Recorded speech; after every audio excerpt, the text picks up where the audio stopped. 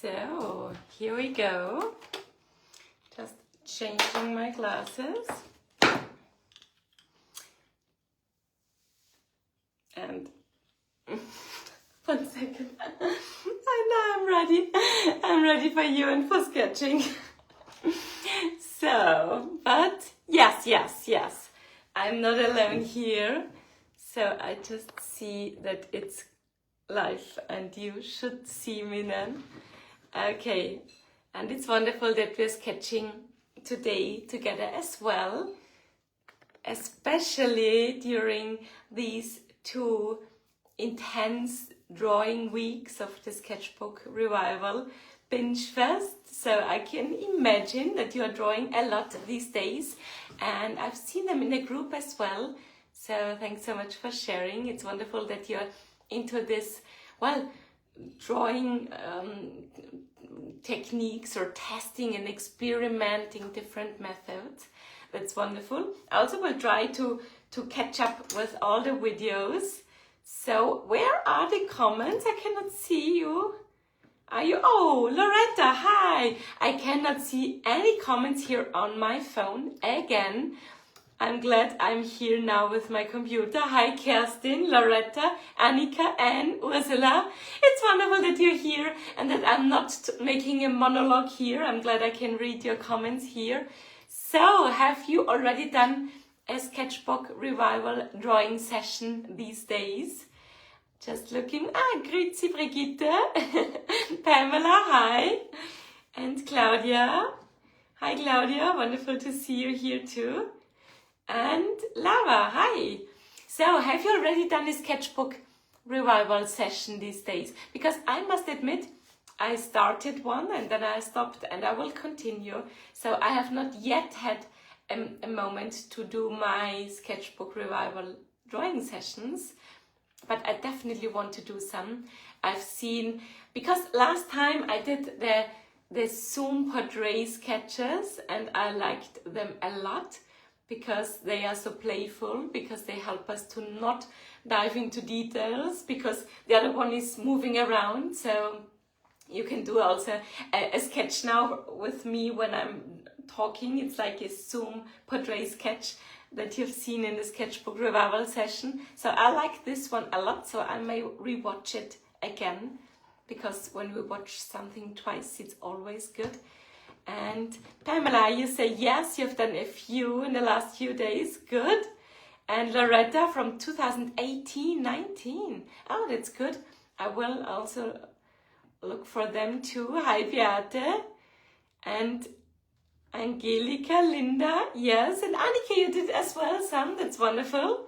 And maybe you also did already the dancer session. So I have, so in this case you have 2 versions too, one from 2022 and one from 2025. So we are not drawing this dancer tonight. So we are doing another dancer, and I will switch now, I will turn now my camera to directly sketch with you. Because drawing twice is always really helpful, because it simply gives us a different perspective on things. Because the very first sketch, as I call it always, is the get to know sketch. And this is absolutely true, because every time when we do another drawing of the same motif, the hand already knows the lines and has already a good movement in the hand, which again helps us to focus on different topics. So when we draw the same motif, for example here, I could focus, for example, more on the shape of the arms then, or more on the shape of the calves. They are so important, right? The calf muscles. So drawing again always helps, because then the hand can relax more and look for other motifs, for other characteristics of the motif. And here we have another dancer with a wonderful tension here. And as you have already sketched the very first dancer, we will dive directly into the topic. all I'm using is here. It's really a very reduced way of drawing, so I'm using pencil and ink and a bit of color. I'm just looking for my brush. I just wonder what I did here. So here is not the brush. I'm kind of, well, I will use another one, it's okay. My favorite brush is not here, but I also have the water-filled brush. Okay, so we just start, and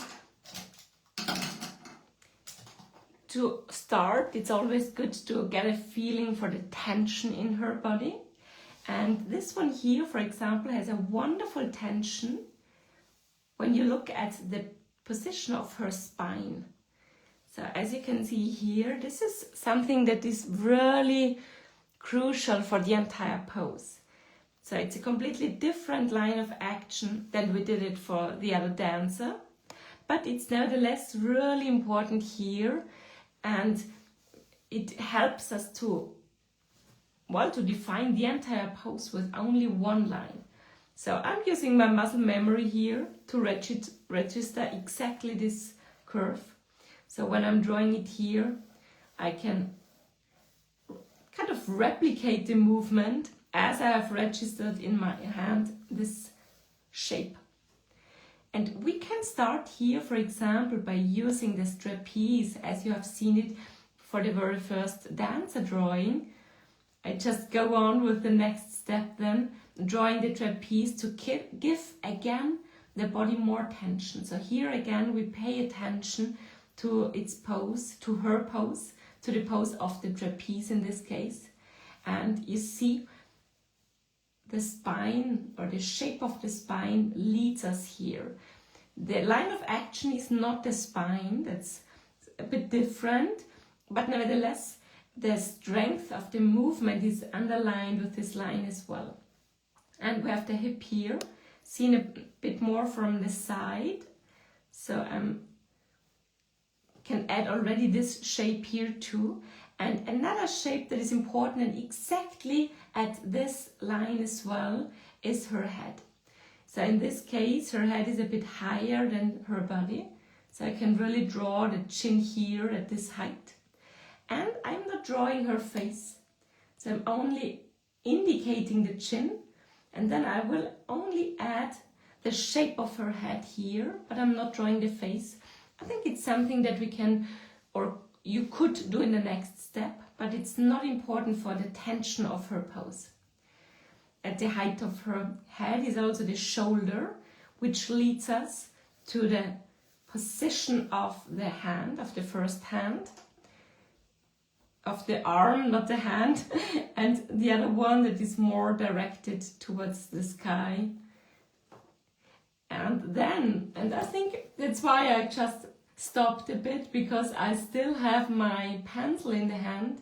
It's not necessary anymore because we have our line of action. So I will instantly switch to ink, because it is such, well, a different feeling when I'm drawing with ink. No error is impossible. So when I'm drawing a more organic shapes for her body, like for example a tinier shape for her waist here, but a stronger curve for the breast here, it's slightly indicated. Same also for her back. So I can underline it a bit better with ink. But here as well we are fading out, we're letting the lines fade out for the arm. It's just indicating the position of the arm, but we do not necessarily draw everything here. The same here, I'm starting with the throat towards the chin, just to position her head, and the rest is indicated very roughly. What is interesting on the other side is the hair, so we can really show a bit more the position of the hair. It brings us a lot of dynamics. I'm kind of exaggerating it here. And we have the shoulder, that is also interesting because it gives us a direction for the position of the arm. And then we'll let it fade out again too. So here the arm is not that important as well. It's really more the tension of her body that interests us. When it comes to the dress, I would roughly indicate here the position of her dress. Even exaggerate it maybe a bit more to show the dynamic and the movement, because it's kind of quite flat here when you look at it. So hopefully you have still a connection, because it kind of stops here on my computer. The video just stopped. So hopefully you can still draw with me. Maybe there is, because there are some thunderstorms approaching Austria, so hopefully it's not the reason why I have no connection here on my computer.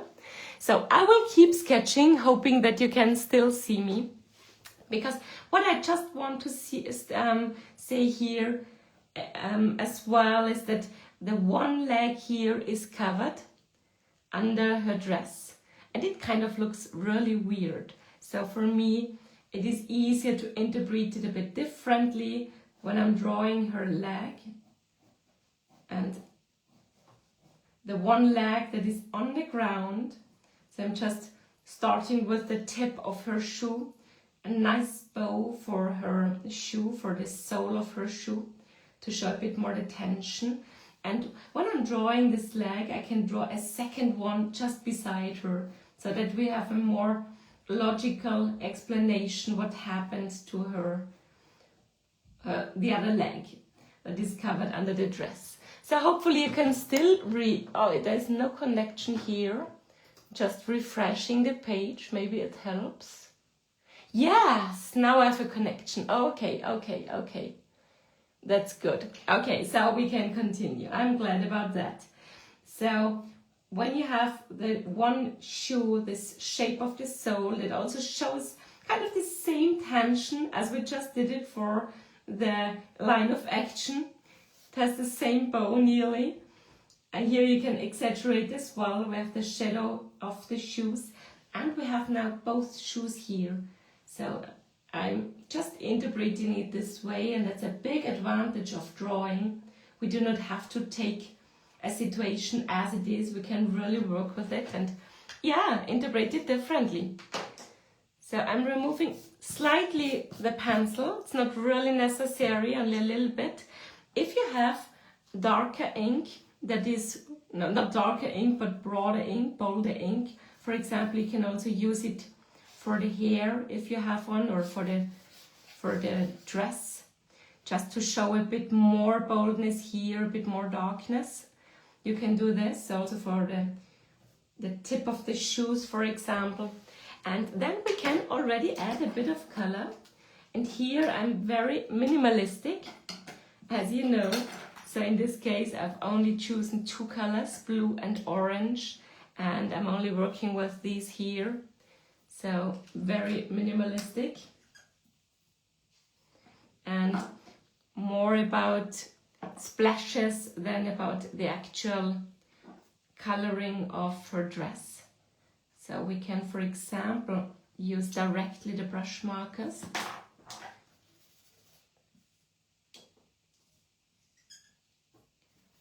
And work with them. Very loose lines, so that we have a very light feeling for the dress here. And maybe a bit of blue around her.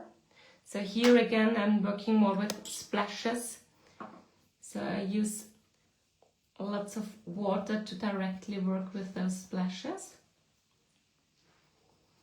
Kind of gives me quickly dynamic without having to explain more. So I'm really a big fan of those, you know this already.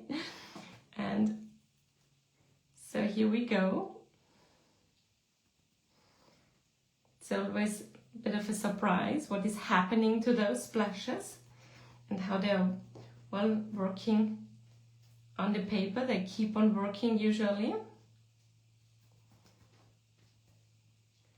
So I would just leave it like this. You're always welcome to add more, to continue sketching. So just a little bit more contrast here for the hair.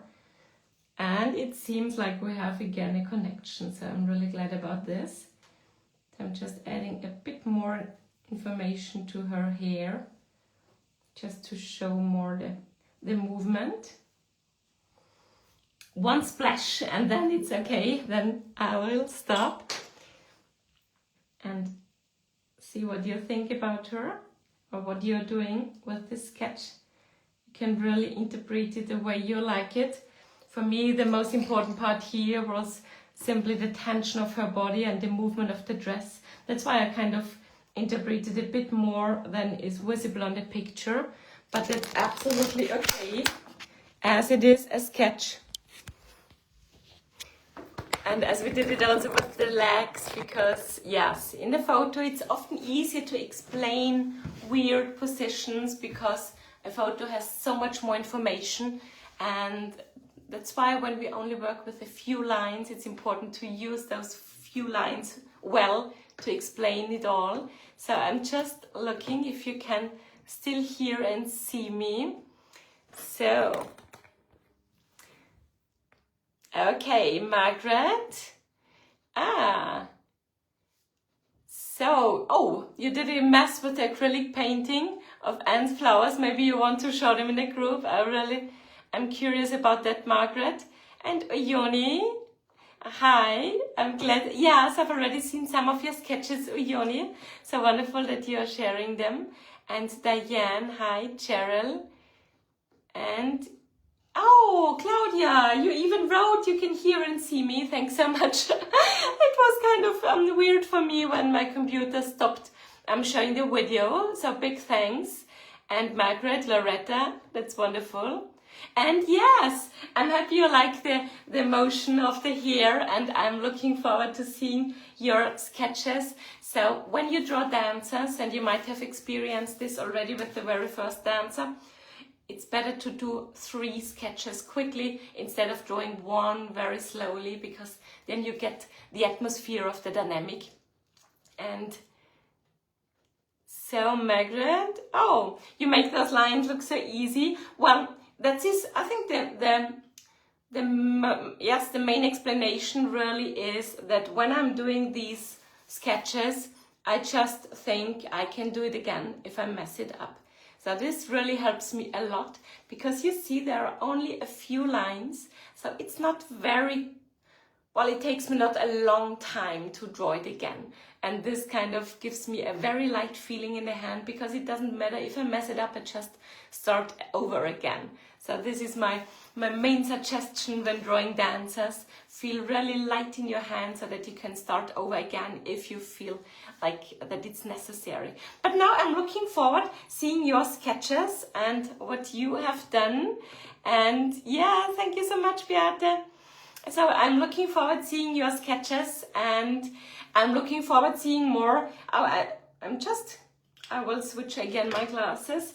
So today I'm kind of in a show for glasses, but it's easier this way for me. It depends if I'm drawing or talking. So I'm looking forward seeing your sketches, and I'm looking forward to another week of the Sketchbook Revival Binge Fest, and see you soon.